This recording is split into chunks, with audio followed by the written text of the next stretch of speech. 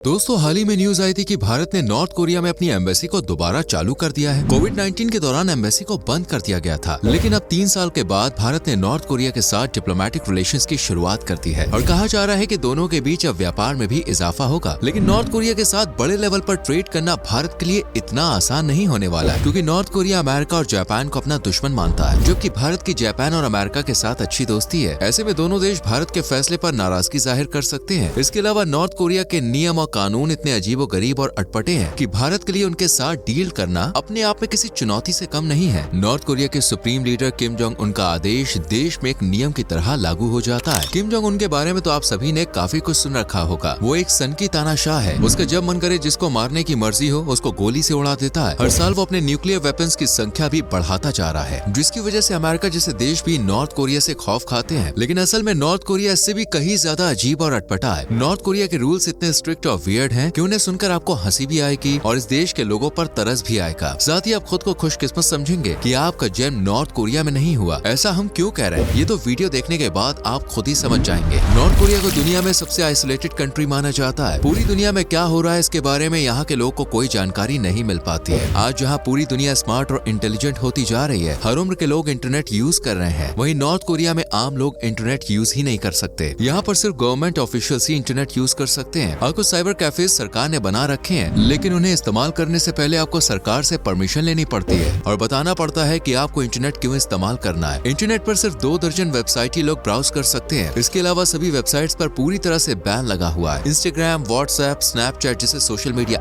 Apps भी पूरी तरह से प्रतिबंधित है। इस देश में कोई भी व्यक्ति अपनी मर्जी से लैपटॉप या कंप्यूटर नहीं खरीद सकता। इसके लिए भी सरकार से परमिशन लेना जरूरी है। नॉर्थ कोरिया में लोगों के पास इंटरनेट के बहुत ज्यादा साधन नहीं है। यहाँ पर हर घर में टीवी और रेडियो तो मिल जाएगा, लेकिन टीवी पर सिर्फ 4 ही चैनल्स आते हैं और वो चारों चैनल्स भी पूरी तरह से गवर्नमेंट कंट्रोल करती है। सरकार जो चाहती है सिर्फ वही खबरें टीवी पर दिखाई जाती है। दुनियादारी की कोई भी न्यूज नॉर्थ कोरिया में नहीं दिखाई जाती। हालात इतने बुरे हैं कि बहुत से लोगों को ये तक नहीं पता होता कि दुनिया में नॉर्थ कोरिया के अलावा और भी देश है। टीवी चैनल्स पर दिन भर सिर्फ किम जोंग उन और उनके परिवार का महिमा मंडन किया जाता है और फिर ये दिखाया जाता है कि सरकार आम लोगों के लिए कितने अच्छे काम कर रही है। नॉर्थ कोरिया में बचपन से ही लोगों का ब्रेन वॉश करना शुरू कर दिया जाता है। यहाँ स्कूलों में भी यही बताया जाता है कि किम जोंग उन और उनके परिवार देश के लोगों के लिए भगवान के समान है। इस परिवार ने देश के लिए बहुत कुछ किया है। अमेरिका, जापान और साउथ कोरिया को भी नॉर्थ कोरिया सबक सिखा चुका है और अपने लोगों की रक्षा की है। इस तरह की चीजें बच्चों को पढ़ाई जाती है। नॉर्थ कोरिया का कहना है कि उनके देश का लिटरेसी रेट भी 100% है और यहाँ पर नर्सरी से लेकर कॉलेज तक की पूरी शिक्षा मुफ्त है। लेकिन शिक्षा के नाम पर बच्चों का सिर्फ माइंड वॉश किया जा रहा है। कुछ साल पहले नॉर्थ कोरिया में घर में अचानक से आग लग गई। घर में सिर्फ 2 बच्चे थे और महिला किसी काम से बाहर गई थी। वो महिला जैसे ही घर में आई तो उसने अपनी जान पर खेलकर जैसे तैसे अपने बच्चों को आग से बचा लिया। लेकिन इसके बाद उस महिला को जिंदगी भर के लिए जेल में डाल दिया गया। असल में महिला की गलती ये थी कि आग लगने पर उसने अपने घर में लगी किम जोंग उन के पिता और दादा की तस्वीरों को नहीं बचाया। महिला ने अपने बच्चों को बचाना ज्यादा जरूरी समझा और बस यही उसका दोष था। नॉर्थ कोरिया में स्ट्रिक्ट रूल है कि हर घर में देश के फाउंडिंग लीडर किम चू संग और उनके बेटे किम जोंग टू की फोटो लगी होनी चाहिए। फोटो दीवार में सबसे ऊपर होनी चाहिए। आग लगने पर या भूकंप आने पर इन फोटो को बचाना नागरिकों का पहला कर्तव्य होना चाहिए। दोस्तों, बहुत से लोग नॉर्थ कोरिया को कम्युनिस्ट कंट्री समझते हैं या किम जोंग उन को तानाशाह कहते हैं, लेकिन नॉर्थ कोरिया खुद को एक डेमोक्रेटिक कंट्री बताता है। देश का official name Democratic People's Republic of Korea है। देश में हर 5 साल में इलेक्शन भी होते हैं, लेकिन ये इलेक्शन सबसे अलग होते हैं। इलेक्शन में सिर्फ एक कैंडिडेट खड़ा होता है और वो कैंडिडेट खुद किम जोंग उन होता है। देश के हर व्यक्ति को वोटिंग करना मैंडेटरी है और अगर कोई वोट नहीं करता तो उसे आजीवन कैद या फिर फांसी की सजा भी सुनाई जाती है। कोई व्यक्ति ऑपोजिशन में भी खड़ा नहीं हो सकता और इसलिए हर बार किम जोंग उन 100% वोटों से जीत जाते हैं। नॉर्थ कोरिया एक एथीस्ट कंट्री है, यानी कि एक नास्तिक देश है। यहाँ पर लोगों को कोई रिलीजन फॉलो करने की फ्रीडम नहीं है। देश के लोग सिर्फ किम और उनके परिवार की ही पूजा कर सकते हैं। कोई व्यक्ति अपने घर पर बाइबल, गीता या अन्य कोई धार्मिक पुस्तक भी नहीं रख सकता। एक बार एक महिला पब्लिक प्लेस पर बाइबल पढ़ती हुई पकड़ी गई थी, जिसके जुर्म में उसे फांसी की सजा सुना दी गई थी। विदेश से आया एक व्यक्ति गलती से पब्लिक रेस्टोरेंट के वॉशरूम में बाइबल भूल गया था। इस अपराध के लिए भी उसे जेल में डाल दिया गया था। अगर किसी न्यूज़पेपर में नॉर्थ कोरिया के सुप्रीम लीडर की फोटो छपी हुई है तो उसे फोल्ड भी नहीं किया जा सकता। अगर गलती से भी सुप्रीम लीडर वाली जगह से न्यूज़पेपर फोल्ड कर दिया तो आपको देशद्रोही माना जा सकता है। नॉर्थ कोरिया में हर साल 10 दिनों के लिए लोगों के हंसने पर भी पाबंदी लगा दी जाती है। असल में किम जोंग उन के पिता की डेथ एनिवर्सरी पर देश में 10 दिनों तक का शोक मनाया जाता है। इन 10 दिनों तक कोई व्यक्ति खुशी नहीं मना सकता। वो कोई भी ऐसा काम नहीं कर सकता जिससे खुशी मिलती हो।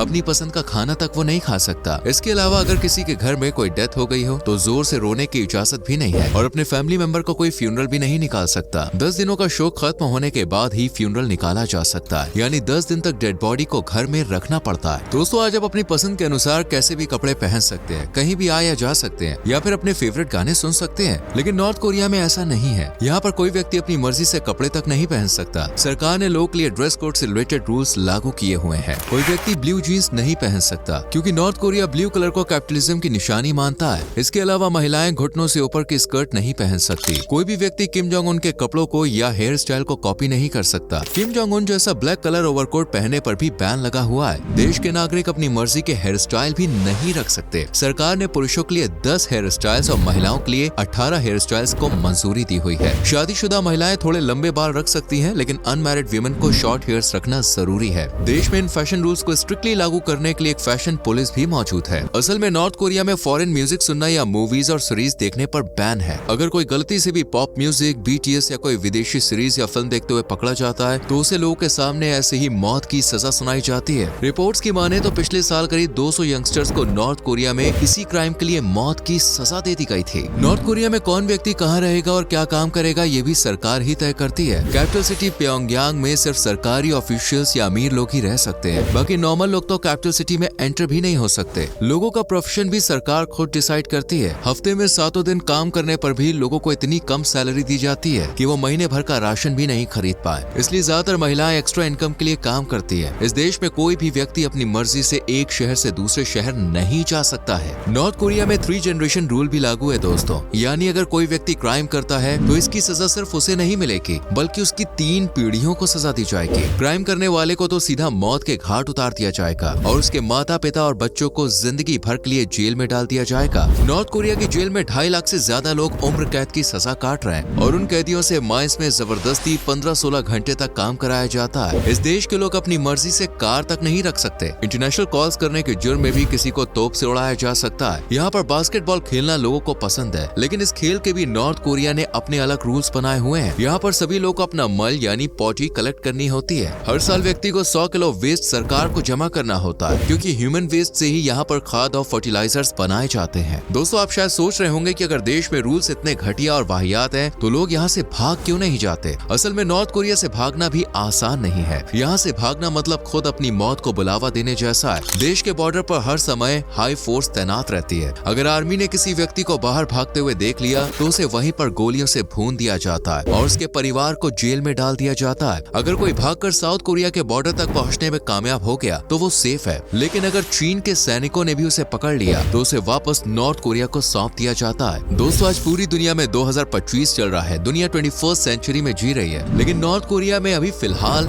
साल 113 ही चल रहा है। असल में इस देश का अपना एक अलग कैलेंडर है। किम जोंग उन के दादा किम इल सुंग का जन्म 1912 में हुआ था और यहीं से नॉर्थ कोरिया अपने देश की शुरुआत मानता है। इसलिए यहाँ पर अभी फिलहाल साल 113 चल रहा है। आज बहुत से लोगों को लगता है कि भारत में बोलने की आजादी नहीं है या फिर सरकार पर लोग तानाशाही के आरोप लगा देते हैं। हमारे देश में लोग प्रधानमंत्री और मंत्रियों के बारे में कुछ भी अनाप शनाप बोलते रहते हैं और फिर भी उन्हें लगता है कि यहाँ पर आजादी नहीं है। ऐसे लोगों को एक बार कम से कम नॉर्थ कोरिया विजिट करना चाहिए। यहाँ दिल खोलकर टूरिस्ट का वेलकम किया जाता है, लेकिन टूरिस्ट को भी कई तरह के रूल्स फॉलो करने पड़ते हैं। उम्मीद करते हैं कि वीडियो आपको पसंद आई होगी। वैसे आपको नॉर्थ कोरिया का सबसे वाहियात रूल कौन सा लगा कमेंट सेक्शन में जरूर बताएं। वीडियो को लाइक और शेयर करें और चैनल को सब्सक्राइब करके बेल आइकॉन प्रेस करें जिससे आने वाली वीडियोस आपसे मिस ना हो। मिलते हैं अगली वीडियो में। Till then bye bye, take care.